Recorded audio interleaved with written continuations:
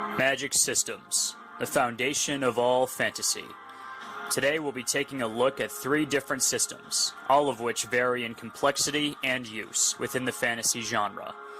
We'll also be delving into the relationship between conditions and payoffs, the 2 most important aspects of any magic system. A condition will be defined as a requirement that must be met by the magic user in order to access their abilities.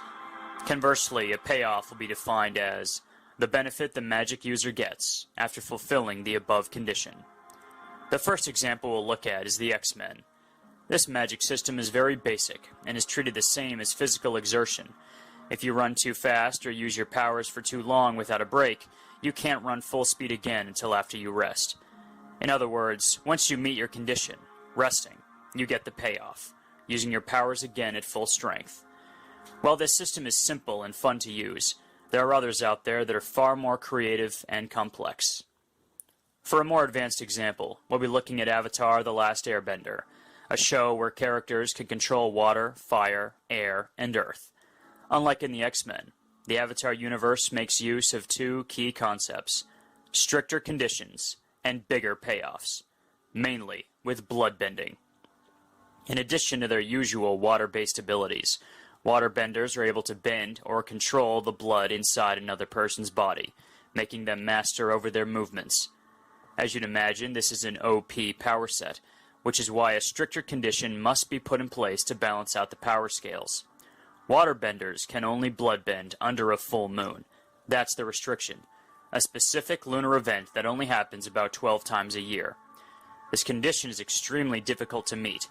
However, once the condition is met, the payoff, in this case a power boost, is equally as difficult to overcome. In other words, the stricter the condition, the bigger the power boost should be once the condition is fulfilled. This kind of balance adds depth to a magic system, and forces your characters to take both their conditions and payoffs into account within your story. For our last example, we'll be looking at an anime called Darker Than Black. In this universe, everyone has their own special power, much like in the X-Men. The catch is that everyone also has their own unique conditions to go with them.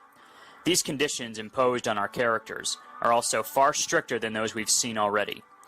In Darker Than Black, once a character uses their power, they must meet their condition afterwards. If they don't, they'll never be able to use their powers again until that condition is fulfilled. One example for this will be a character with ice powers. The payoff is conjuring ice and using it to his advantage. His condition is smoking cigarettes. Like I said, in this show, conditions, just like powers, can be literally anything. This means that after using his abilities, this character must then smoke cigarettes before he's allowed to access his powers again. Unlike in the X-Men or Avatar, these characters are powerless unless they're able to meet their conditions put upon them, and the greater the power you wield, the steeper the condition you should have to meet to use it again. In this show, ice powers are pretty mid-tier. They're not the strongest and they're not the weakest, which is why in the short term his condition of smoking cigarettes isn't that difficult to meet. But let's take a look at a more extreme example. For instance, the character who's able to manipulate gravity. You would think this ability would make him near invincible, and if it weren't for the condition, you'd probably be right. After using his abilities, this character must break one of his own fingers in order to use his powers again. That's the condition. One way to think of it is, a big payoff must equal a big penalty to be paid by the user. Should the penalty be too steep and the payoff too small, or worse, vice versa, the power scales become unbalanced, and powers either become too difficult or too easy for any one person to use. In closing, if you want your magic system to stand out, try imposing unique conditions that correspond to unique payoffs within your story.